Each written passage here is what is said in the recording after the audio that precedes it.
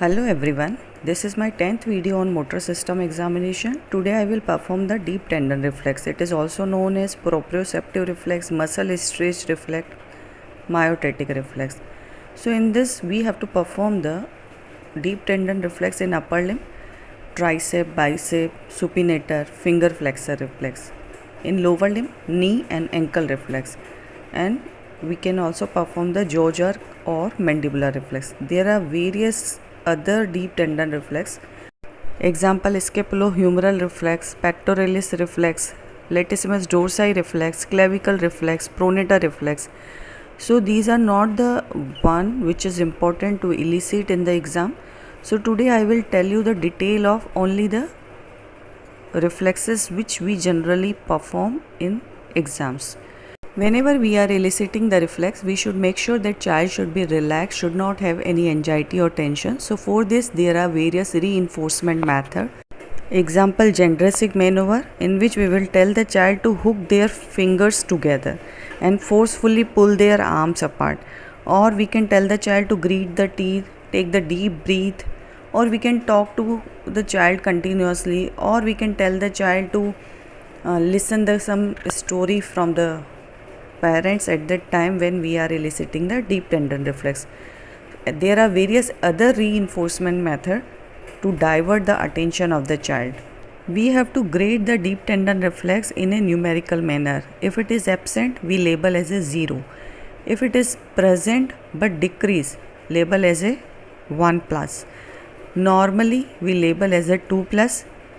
If it is increased but not the necessary to the pathological degree, we label as a 3 plus, and 4 plus is the exaggerated or hyperactive or increase. It is always pathological, or sometimes child may be having the clonus or extra beats. We label as a 4 plus. You have to remember the spinal segmental level or root value and the peripheral nerve supply of the individual deep tendon reflex. To remember the root values of the commonly elicited deep tendon reflex by a nursery rhyme: 1, 2, buckle my shoe; S1, S2 for the ankle jerk; 3, 4, kick the door; L3, L4 knee jerk; 5, 6, pick up sticks; C5, C6 for bicep and brachioradialis; 7, 8, lay them straight; C7, C8 for the tricep. So this is the trick for the root values, and you have to remember the peripheral nerve supply also. For bicep, musculocutaneous nerve; tricep and the brachioradialis, radial nerve; for knee jerk, femoral nerve; for ankle, sciatic nerve; and for the jaw jerk, pons mandibular branch of the trigeminal nerve.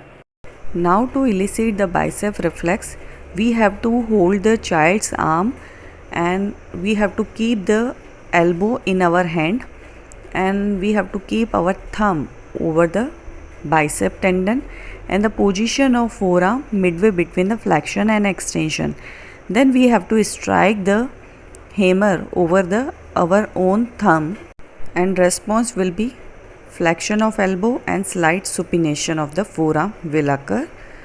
Now for eliciting the tricep reflex, child's arm should be midway between the flexion and extension, and it should rest on the child's chest, and we have to strike the tricep tendon just above the elbow.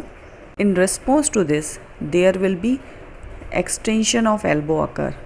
Now for the supinator jerk, forearm should be in semi-pronated and semi-flexion position, and we have to strike just above the wrist, 3 to 5 centimeter above the wrist, or above the styloid process of the radius. Response will be the flexion of the elbow and the slight supination of the forearm will occur. One another reflex in the upper extremity is finger flexor reflex. It is also known as Wartenberg sign. For this, child hand should be in the supination and finger should be slightly flexed, and we have to keep our own finger against the child's finger, and we have to tap the back of our own finger with the hammer. In response to this, there will be flexion of the child's finger and the flexion of distal phalanx of the thumb occur. Root value for this reflex is C8 to T1, by the median and ulnar nerve. Now in the lower extremities, we have to elicit the knee jerk. It is also known as patellar reflex or quadricep reflex. Knee should be in the semi-flex position and we have to support the knee over our own forearm. Then we have to strike over the patellar tendon just below the patella. In response to this, there will be quadriceps femoris muscle contraction occur and extension of the knee joint will occur. Now for the ankle reflex, also known as Achilles reflex, hip should be abducted and externally rotated, knee should be slightly flexed, and we have to keep our hand over the sole of the foot slightly dorsiflex, and we have to strike over the Achilles tendon just above its insertion on the calcaneus. In response to this, there will be plantar flexion of the ankle joint occur. Now for the jaw jerk, we have to tell the child to slightly open the mouth. We have to keep our index finger over the chin and we have to strike the finger. In response to this, if the child is having pyramidal tract lesion, then closure of the jaw will occur. In normal person, there will be no response. Whenever deep tendon reflex are exaggerated, we have to look for the clonus also. So to elicit the patellar clonus, we have to hold the patella between the thumb and the finger and we have to suddenly give the downward thrust. In response to this, there will be oscillatory movement, up and down movements of the patella occur. And for the ankle clonus, we have to hold the leg slightly flex at the knee and the hip joint and we have to give the sudden dorsiflexion movement at the ankle joint. And in response to this, there will be oscillatory movement of the foot occur. Clonus indicate that child is having upper motor neuron lesion. Now another condition in which there will be both contraction and relaxation phase will be prolonged, we label as a myotonic reflex. It is seen whenever child is having hypothyroidism or if the child is hypothermic. In this, both contraction and relaxation phase will be prolonged.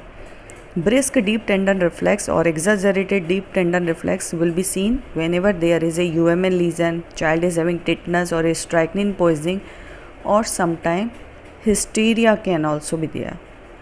Absent deep tendon reflex may be because of lower motor neuron lesion. Severe spastic child will also have the absent DTR because of the contracture of the muscle. Absent DTR also seen in the neuronal shock in UMN lesion. So this is all about the deep tendon reflex. In next video, I will explain the superficial reflex. Thank you so much.